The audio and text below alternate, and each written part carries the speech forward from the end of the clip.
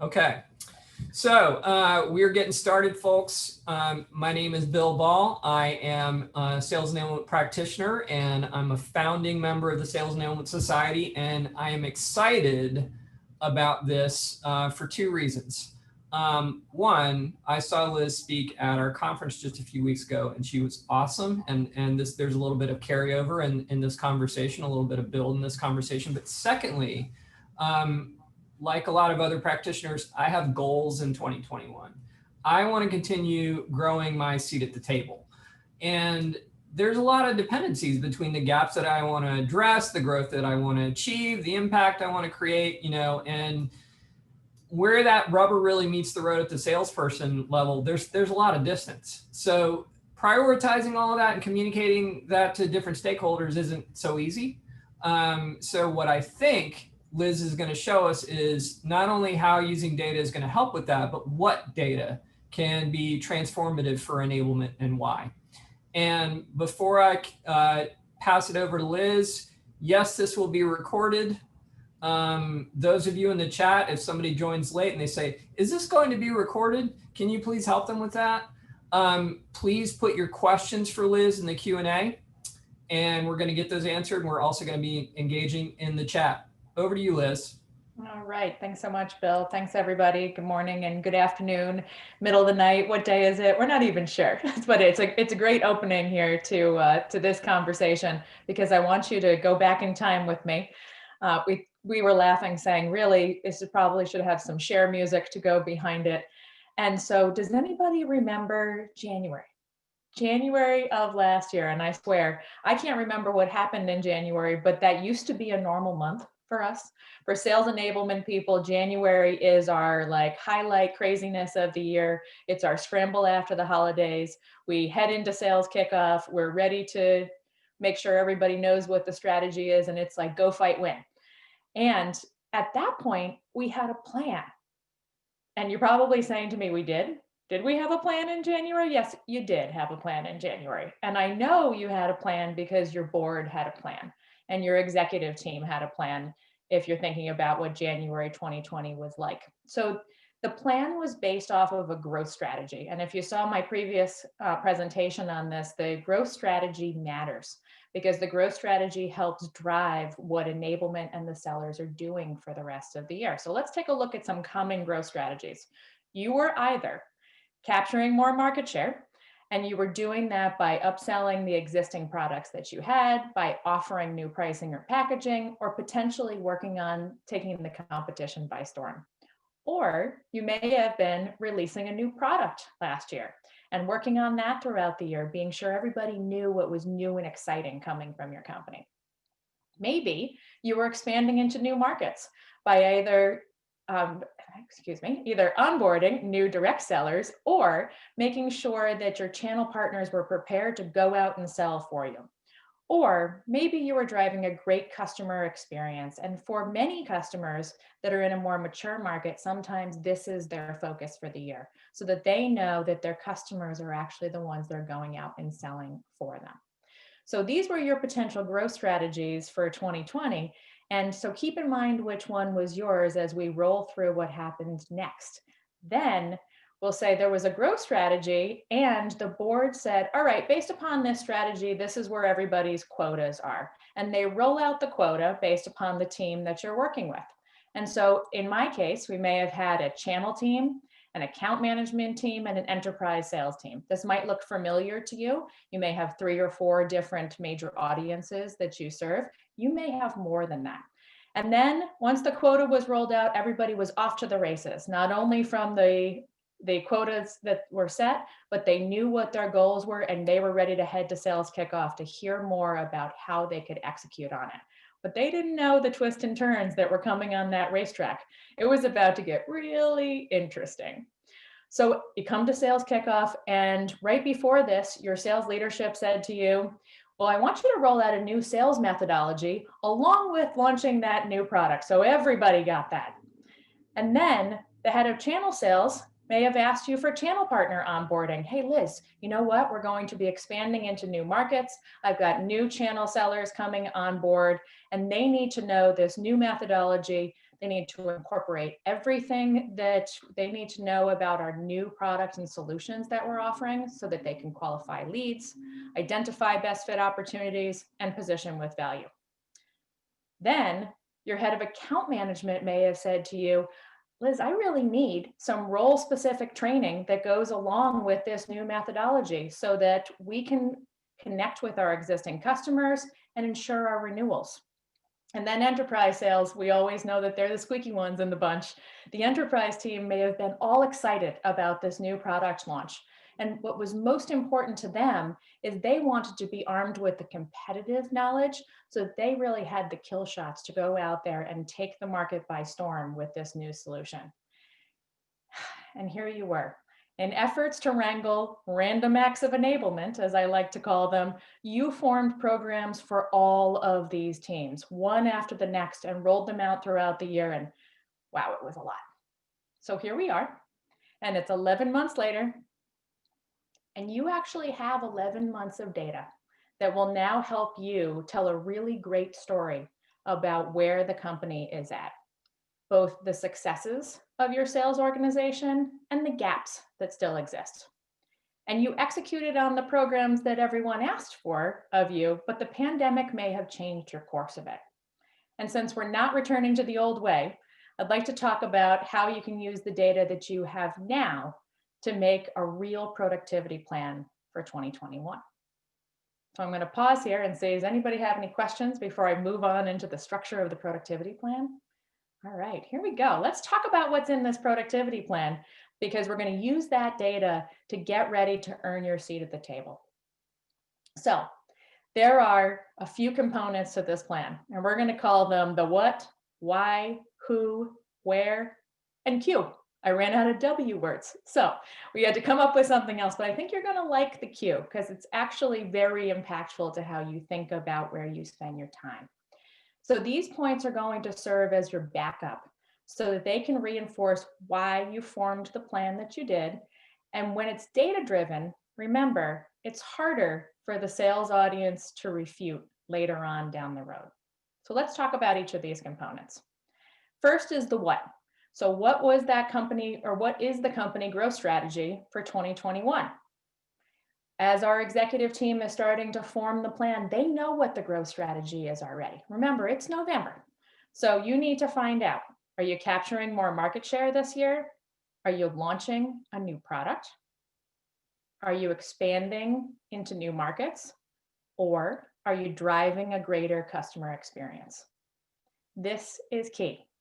If you know what the growth strategy is, it will help you think about how you're going to execute for each one of the roles. And most importantly, why did your executive team and your board select that growth strategy? So if you're gathering the points about why, you're gathering an understanding of the overall market. Remember, some really unpredictable things happened here, and they impacted maybe different industries that you're working with. They may have impacted the roles of the sellers. Specifically, or maybe in your product launch last year, it wasn't as successful because something out there changed. All of these aspects have an influence on sales in 2021. So we need to know, what is the growth strategy that you're kicking off with this year, and why did your executive team choose that? Next is the who. So when we're thinking about who are we working with here, who are your selling teams in 2021? This is the most important, one of the really most important questions I ask all the time, because I like to think about my headcount in my organization based upon the who that we're serving. And I don't know about you, but I get asked this question all the time as to how many people do I need in my enablement organization? Do I have enough coverage? Well, this really matters because you need to understand how many open headcount do you currently have in each one of these roles? Is there planned turnover in these sales roles? And do any of these roles have a growth plan in 2021?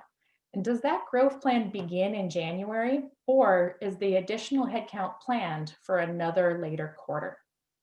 because you don't want to be surprised at some point when you hear, all right, Q2, Q3, Q4, we're hiring for enterprise account executives, and no one told you that you had upcoming headcount.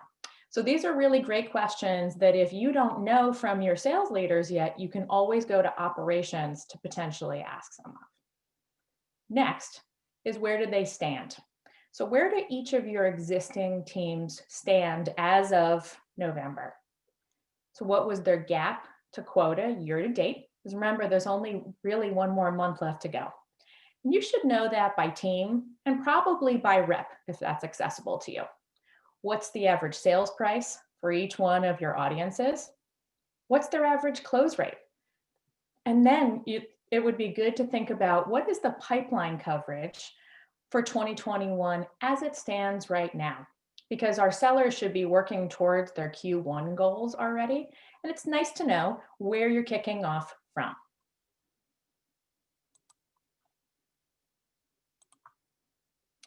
All right, then it's the Q. So as we're looking into the 2021 plan, you need to know where to prioritize your efforts for. So I like to ask my CRO one question when we get to this point of the year. From your perspective, which team will be most impactful to helping achieve the 2021 goals? And it sounds like a really loaded question, but it helps you think from that CRO's perspective of what the discussions were behind the scenes. In the virtual boardroom, your CRO is discussing with the rest of the executive team and the board members about how they're going to get to the number. And if you understand which teams are going to be most impactful, then you know how to tune out the noise of the squeaky wheels in your organization and focus on impact, not urgency. The CRO has eyes on a certain area, and that's where you want to be. So let's talk about how we'll earn that seat at the table with the individual sales leaders that will actually help you execute the strategies for impact. And I'm seeing the chat flashing. Are there any questions in the chat that I should know about here, Bill? All right. So the real work begins here. Remember, our CRO told us where we should focus. And so when the CRO tells us what the focus areas are, that's how you line up your meetings with your frontline sales managers. You may have anywhere from 3 frontline sales managers to 10 different organizations that you're working with. But you want to put them in order of priority, because as soon as the discussion begins, you get tasks. And the energy that you have needs to be spent wisely. So we want to start with our impact leaders. And here's our chance to demonstrate with those impact leaders that if we use data to work together, we can make our sellers more productive. So let's go back to all the W's. We want to review the information that we've collected so far. It's important for us to review the what, the why, the who, the where. And then we're going to change up the Q a little bit when you get to those frontline managers. In this case, for them, the Q stands for which sellers are going to have the most impact on the number. And when we think about those sellers, there are certain sellers that are extremely productive or that have the highest skill level and the most potential going forward. And we want those sellers to have everything that they need to be successful. In addition here, you should ask them, what is the other context that I should have about what happened in your organization this year? Because we should never make assumptions that we have the whole picture. Remember, when we all went remote here, the sales managers are managing differently than they ever have before. And so it's really important to ask them, what's difficult for you now? What are you struggling with as a manager that I could potentially help with? Because enablement is not only about the sellers themselves, but also about helping your managers to become more scalable, more efficient, and more effective. And then we'll work together with the common understanding of the data to form those solutions. So from my experience, when you work with managers to prioritize and come up with a common goal, then you should agree on what the sales enablement team will do and what the management team will be responsible for. And remember, it's never best to go in with your CRO and bring solutions to the CRO before you've discussed the plan with each one of the management teams. That's the fastest way to lose your seat at the table forever. Instead, you earn it on the way up by making a constructed plan with each one of those frontline selling audiences, and then you bring that together to the CRO to say how you're going to be most productive. So don't rush out of those meetings. While you're in each one of the meetings and you're starting to think about how you're going to execute, if you rush right into the program without thinking about the productivity metrics, you'll lose partnership with the sales leaders down the road. Be smart and work backwards from the behaviors that you want and the activities you're expecting to see. So we need to think about the productivity metrics at a role-based level. So let's talk about these metrics. Sales productivity is a combination of sales efficiency, and that's our quantity of output metrics, and sales effectiveness. These are our quality of that output. So let's get a handle on what you want to look at here. There are a lot of metrics on here, all of which are your most common CRM metrics. They're probably tracked. And I know they're in dashboards and reports, et cetera. So let's talk about how to organize them and why they matter. First, we start with our efficiency metrics. They can give you both a quick view of the whole sales pipeline and the number of dials and emails, which is our first item here, gives you visibility into the early activities that you would see in the sales process. Then there's number of opportunities and the pipeline generated that are good early indicators of whether that activity is translating into movement early on in the pipeline. Downstream metrics like opportunities won and bookings assess movement in the back part of that pipeline. And measuring the current pipeline overall is important for us to maintain a balance. It's a balance of work in terms of what reps are doing to generate pipeline and then to mature that pipeline over time. We know that our sellers get into this up and down crazy cycle of build pipeline, close it, build pipeline, close it. And beginning at 2021 here, we know they've already got some pipeline developed that we want them to start maturing, but they need to start working on additional generation. So keeping an eye on that is important. And then we look at our effectiveness metrics. So these are important for the team, but for different reasons. They're important because they help you double check what's happening at an individual rep level or across an entire team. Remember from my example, we have our channel management team, we have our account management team, and we have our enterprise team. So we want to see what's going on at the overall team level and the specifics for each rep. As a good example, an AE may have strong efficiency metrics, but they're still not performing at their highest level because we see they have a low ASP or a poor close rate. So I know you're looking going, oh my goodness, Liz, these are so many metrics. Well, there's a lot of metrics in here, but you can actually hone them down by role to figure out what's most important based upon the programs that you're trying to execute that tie back to those growth goals. And you can get ahead of any problems by starting with identifying the metrics and starting to track them. If you define those key metrics by role and align those to the sales skills that you and the management team will be developing, then you can create a map. And that map is the programs, the metrics, and the skills. And as a leadership team, you know what you're executing on. So let's take a look by role at some of the metrics for a new product launch, which is something you might be doing this year. When your sellers know what's expected of them, they can be most confident. And beginning at the top of the funnel, you may have a team of ADRs like I do. And ADRs are responsible for things like outbound calls, in-mails and emails, and those first discovery meetings. And in order to prepare our ADRs for competence and performance in the field, there are quite a few things they may need to know here. And we've defined them out as skills and knowledge. Some of the skills and knowledge can be delivered by their frontline management team. And in other cases, they'll need Enablement's help to fill the gaps.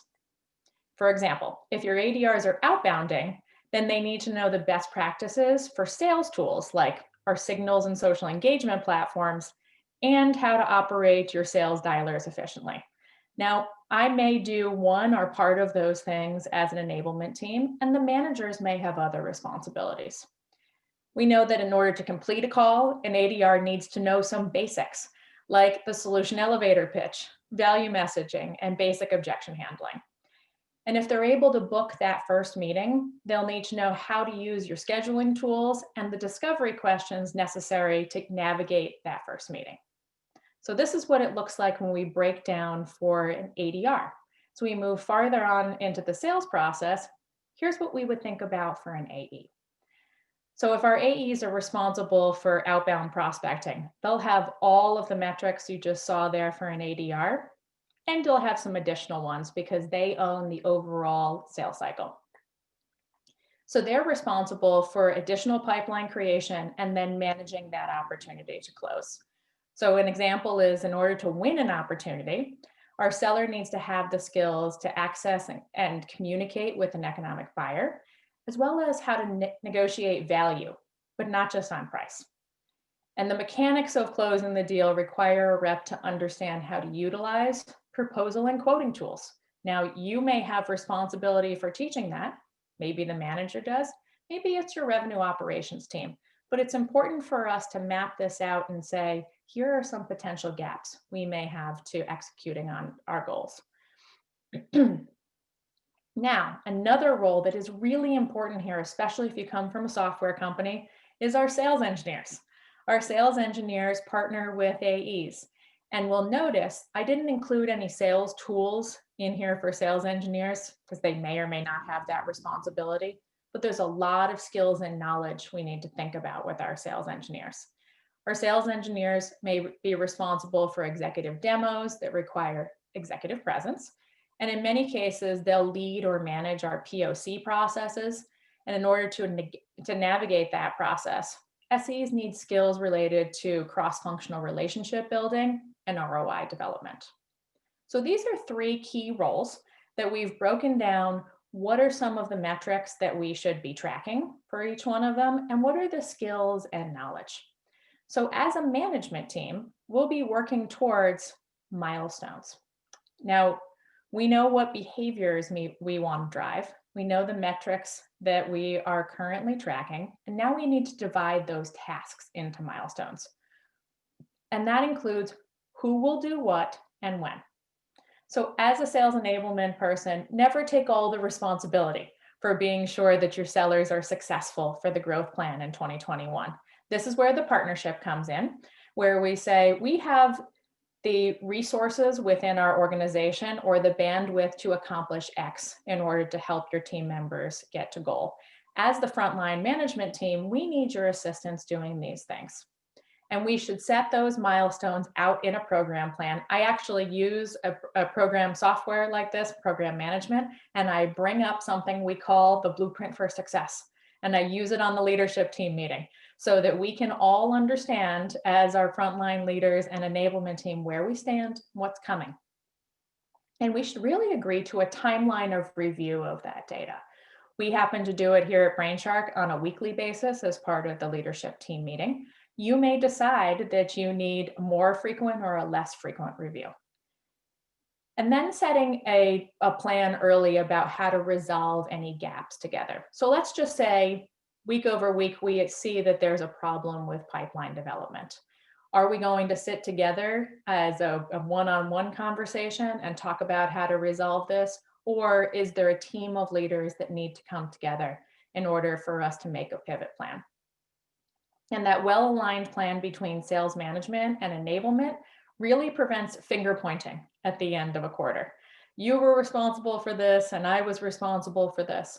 If we're bringing up our agreed upon milestone plan, then we can be clear about who was responsible for execution. And if we didn't see the desired results, we can go back and help supplement issues. Oh, I'm seeing a question asking, what's the blueprint tool called? So you can use many different program plans. I happen to use Reich at Brainshark. And so you can manage with many different program management tools, but that's what I happen to use within my organization. Okay. So we know that there are some significant benefits to managing your sales enablement programs based upon those role-based metrics. And first, that it gives you a common view so that you can collaborate with your sales managers, so that you can diagnose those problems early and figure out solutions together. The data also creates transparency, so it holds everyone accountable. Everyone can see where the problems are, and then we track whether we're seeing improvement within our organizations. And showing results actually helps create a virtuous cycle, because when we quickly identify problems and take action and see results as a team, it makes it worthwhile for us to work together. And the end results we're driving for is better sales productivity and higher quota attainment. So once you've set that plan, it's time to tell the sales team what the plan is. So all of these actions are actually occurring between the end of November and very early January, because you want to start off at sales kickoff strong and know what the execution plan and the milestones are that follow it. And this communication plan actually has 3 parts. We've seen quite a few different things happen within our orgs. I don't know about you, but if you were in an office before and you went remote, it may have been the first time that you've used messaging platforms as deeply as you have ever before. I have to say Slack blew up for us here at Brainshark because we happen to create quite a few channels in here so that we can communicate to our sellers on a daily basis about what's coming up, what we achieved, and what they can be looking for. As well, if you're not already on team meetings, I would encourage you to make sure that you get on those team management meetings for updates and for you and the manager to roll out that milestone plan to your sellers. And if you happen to have quarterly business reviews occurring either before sales kickoff or after, it's a really good time to incorporate what the plans are for that team into the QBR schedule so that everybody's clear before they begin their next quarter. Communicate, communicate, communicate. We laugh saying sometimes, it used to be, 7 or 8 touches. I'm calling it like 25 touches these days to be sure that we're getting through the noise of what's happening in everybody's life. But that communication is really helpful because we want our sellers to understand what's expected of them. So how do we put it all into action? We take our project plan and we need to break it down into a way that our sales management team can execute in a weekly one-on-one. So what we're doing is we are issuing scorecards to our frontline management team, and we've agreed to what the programs and the metrics are. Because if our management team is using a one-on-one scorecard with their sellers, they can become more confident and competent on a weekly basis. And those sales rep scorecards need to answer 2 questions. Are they ready? And is it working? Are they ready indicates for us that our sellers are actually prepared to execute on the goals that we've rolled out for them in their particular roles. While we think about those execution goals, we've been very busy over the past couple months preparing their skills and their knowledge. And so whether you roll those items out in e-learnings, whether you have some virtual boot camps, I was just about to say live boot camp, it doesn't exist anymore, virtual boot camps, or whether there's one-on-one coaching conversations going on, we need to know, are our sellers ready? And then the next step is it working? And so utilizing our CRM metrics to see trends over time will help us identify tangible results in the field. So let's talk about what coachable context means. So what's the context? Everything that we've been talking about here is about improving sales productivity and the productivity of your sales management teams as well. So you want your data to be in context of your reps and your teams. You want to be able to compare your teams or cohorts. And to me, a cohort is a group of sellers that may have been in an onboarding class at a particular time, or they have something that ties them together separate from their territory. And then you track those individuals and teams against the goals that you set before you rolled out the programs. Remember, we agreed to the metrics before we left the meeting. Then the ability to track improvement over time. And those scorecards will automatically organize all of your CRM data and your readiness data into a consumable context that matters, so that you and your management team can prioritize your efforts. So the coachability of it actually matters.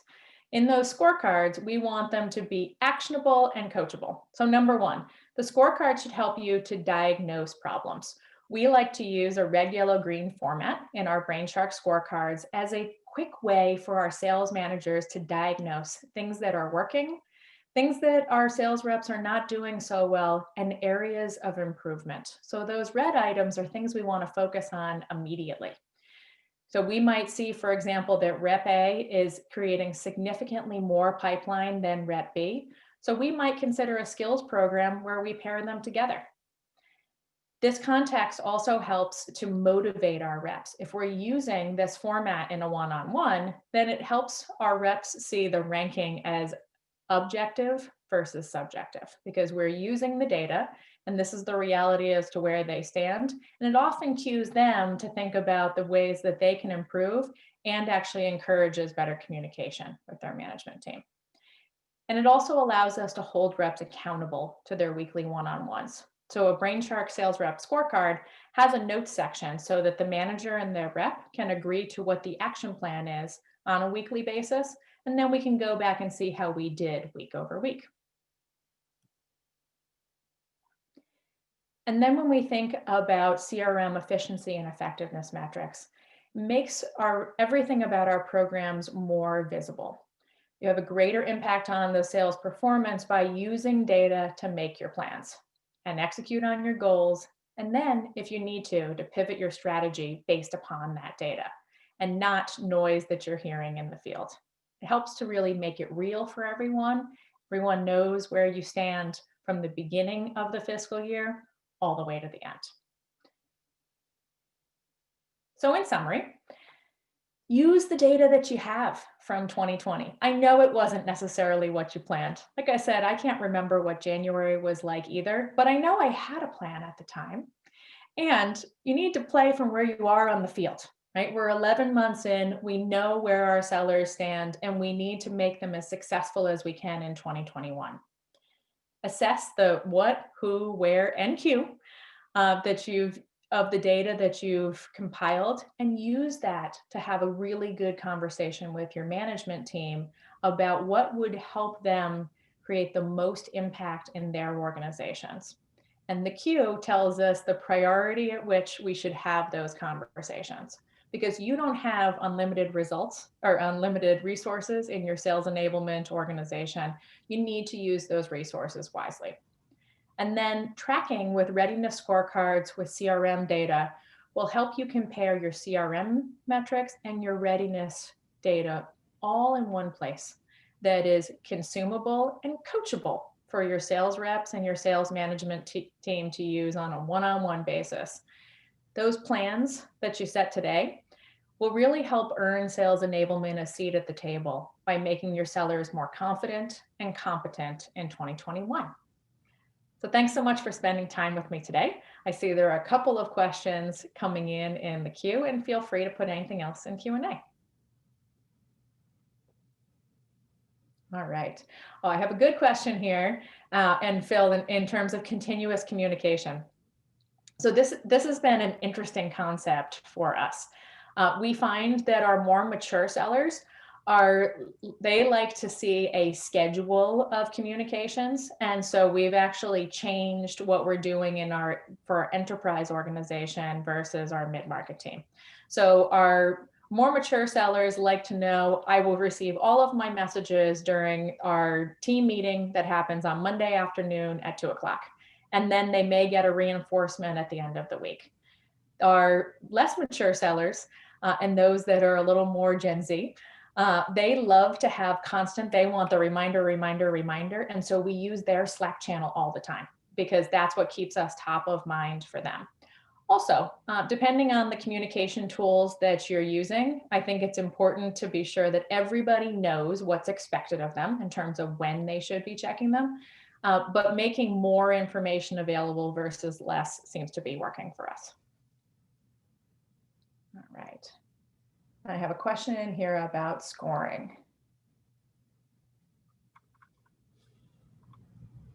Okay. So I think that the question is, are they ready and is it working? Are those two questions. So are they ready is indicated by the readiness data that you're collecting. So in Brainshark, that's where our scorecards are. And we've collected all the information about the training programs that we've rolled out, whether that be a course, a curriculum, or coaching challenges. We can see reps that have completed them, and we can also see when we put an assessment into their learning plan, say a coaching activity, et cetera, how they scored versus our best practice answer.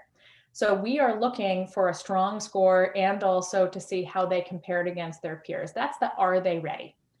The metrics that we agreed to for that program in terms of what we expected to see out in the field afterwards, that's the is it working, right? We talked about what our ADRs and our AEs and our SEs should be tracked by. Are they making outbound calls? Are they generating first meetings? What's the conversion of those first meetings to second meetings? And how are they creating additional pipeline? Those are the things that tell us, is it working? If we see that our sellers are not making those conversions or they're not completing those activities, that might be an indicator for us that we have a skills or knowledge gap for a particular seller. All right, other communication tools we use. So we have email, obviously. We have meetings that are occurring in Zoom for each one of our selling audiences. They have a weekly team meeting. They have stand-up meetings depending on the role. And then we happen to use Slack internally. I know other people are using Skype. Some people are using Teams.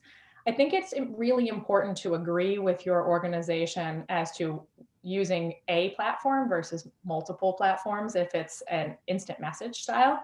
And then actually controlling the number of channels that are being used. Sales Enablement had a really good conversation with our IT team before we rolled out Slack, saying this is what we think our selling audiences can consume. All right, and how many hours per month of enablement activities would be optimal for sales teams? Oh, this is an interesting one. I think it's going to depend on the role and how long people are in seat or in role. So at this point of the year, you're in end of November, early December. One of my rules has always been, we hold some blackout dates. So if you're coming into the end of the closing year, I don't do any enablement in December.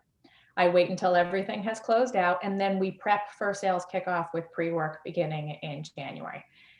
Based upon what's happening right now and the amount of information people are consuming, I would say in a month, anywhere from 2 to 4 hours is probably the maximum that you're going to see. And that means to consume the content, to practice whatever their pitch is, and then to do their assessment. That's probably fair. If you have brand new hires that are onboarding, it would be additional beyond that. All right, and the best way to align sales training tracking between sales enablement tools and an overall HR platform. Great question. All right, so I like to think about the core competencies that HR may be tracking based upon the role. So this is something that we do on an annual basis, something I'm doing right now.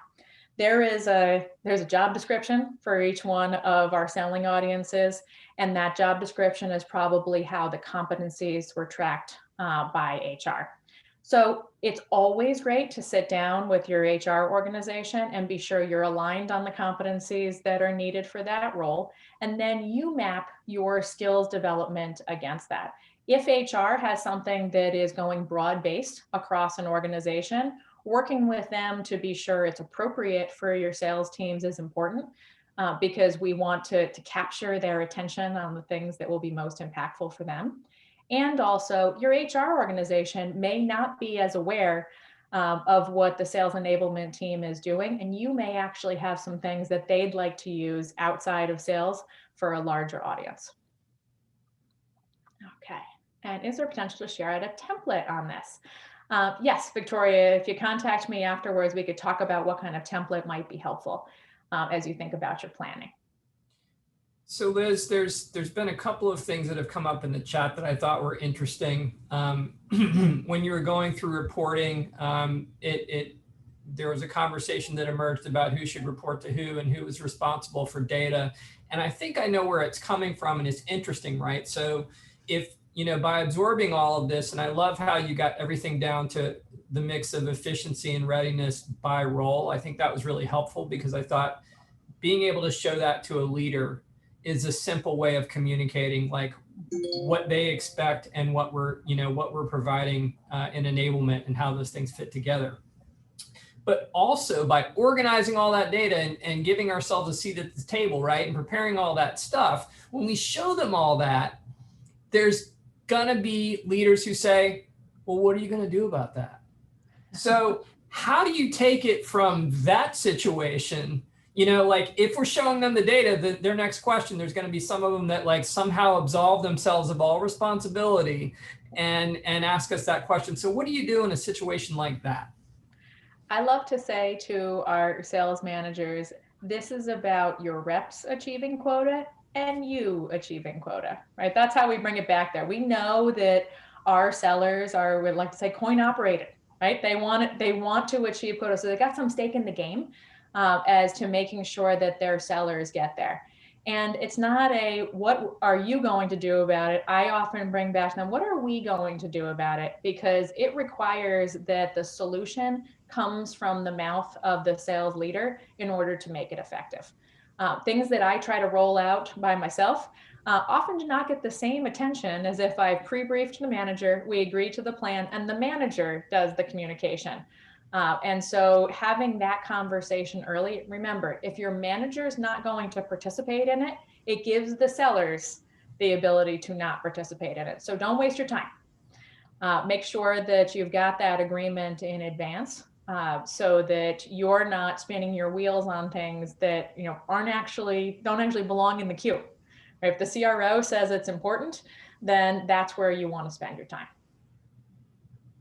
Just because it's your aligned program doesn't mean it's your job to get everybody to row, because then sales enablement would be just called comms. So totally agree. And that was super helpful. Any last questions? We're just getting a lot of thanks. Zia asks, can you please share the contact of Liz? It's Liz Police. You can find her on LinkedIn, I think, pretty easily that way. But I didn't know if there's anything else you wanted to share beyond that, Liz. I assume that's probably going to work for you.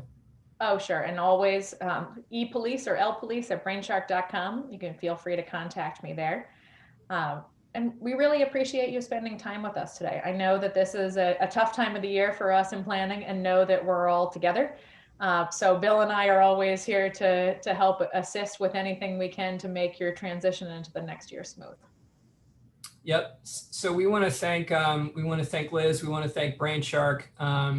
I was wondering when all the questions were going to come in, but what I realized was there's a lot of learning happening. There's a lot of explaining and a lot of learning happening in this session, and it's great for us to impart this back to our members. And this is exactly the kind of experience that we want to provide to them to help them elevate their roles. Look for communication from us, from the Sales Enablement Society, on what we're going to be offering in tandem with partners like Brainshark and others. We will be growing our offerings next year, and look for communication from us for our next all hands call that's either going to be in December or January. So stay tuned on that. Thank you so much, Liz. Thank you, Brainshark. Thanks everybody for attending, and we'll see you next time. All right, bye-bye.